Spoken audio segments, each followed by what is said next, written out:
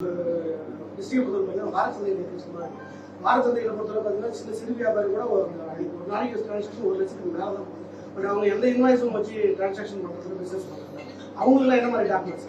இல்லை, இப்போ இதை queries வந்து நம்ம வந்து சென்ற வாரம் வந்து இந்த வணிகர் சங்கங்கள் அப்புறம் வந்து இந்த வியாபாரிகள் கூப்பிட்டு ஒரு கூட்டம் நடத்தினப்போ வந்து அவங்களும் வந்து இந்த மாதிரி டே டு டே வந்து பிஸ்னஸ் டிரான்சாக்ஷன்ஸ் அப்போ அவங்க வந்து சிலதெல்லாம் கேஷ்ல வந்து டீல் பண்றோம், இதுக்கு வந்து என்ன பண்றதுன்னு கேட்டப்ப அவங்க இந்த பீரியடுக்கு, தட் இஸ் இந்த எலெக்ஷன் பீரியடுக்கு வந்து அவங்க சார்பாகவே வந்து அவங்க வந்து இன்வாய்சஸ்லாம் நாங்கள் வந்து கொஞ்சம் ப்ராப்பராக இல்லை அட்லீஸ்ட் டாக்குமெண்டேஷன் வச்சுக்கிறதுக்கு நாங்கள் ஸ்டெப்ஸ் எடுக்கிறோம்னா அவங்களும் ஒரு அஷூரன்ஸ் கொடுத்துருக்காங்க. நாங்களும் அதை வலியுறுத்தி இருக்கோம். ஸோ வந்து ப்ராப்பர் டாக்குமெண்டேஷன் இருந்துச்சுன்னா நமக்கு எந்த இஷ்யூஸும் இருக்காது.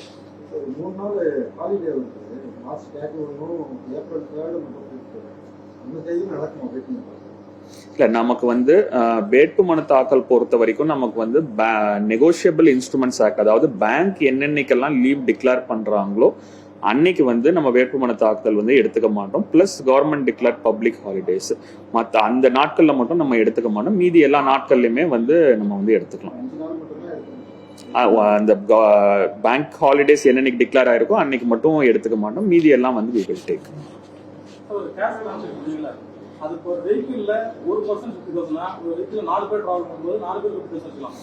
per person transaction basisல தான் அது வந்து போயிட்டு இருக்கு ரூல்ஸ் படி.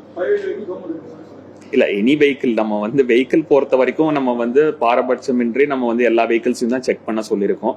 ஸோ ஹூஎவர் இட் இஸ், அது வந்து வித்தவுட் வந்து எனி அஃபிலியேஷன் இருந்தால் வெஹிக்கிள்ஸை வந்து ப்ராப்பராக செக் பண்ணிட்டு வித்தின் லிமிட்ஸ் இருந்துச்சுன்னா நீங்க வந்து அலோவ் பண்ணிடுங்க. லிமிட்ஸ்க்கு மேலே இருந்துச்சுன்னா டாக்குமெண்டேஷனை கரெக்டாக செக் பண்ணி நம்ம அலோவ் பண்றதுக்கு சொல்லியிருக்கோம்.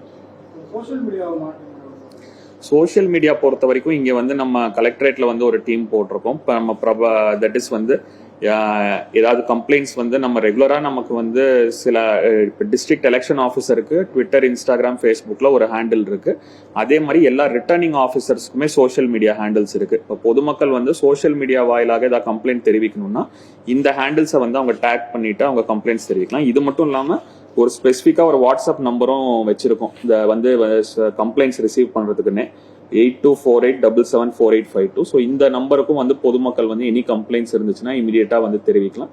இதை வந்து கம்ப்ளைண்ட்ஸை ரிசீவ் பண்ணி ட்ராக் பண்றதுக்கு நம்ம வந்து ஒரு டீம் வந்து கலெக்டரேட்ல வச்சிருக்கோம். இது மட்டும் இல்லாம ஜென்ரலா சோஷியல் மீடியால வந்து ஏதாவது போஸ்ட்ஸ் யாராவது வந்து எலெக்ஷன் விதிகளுக்கு மீறி போடுறாங்களான்னு ட்ராக் பண்ணிட்டு இருக்காங்க.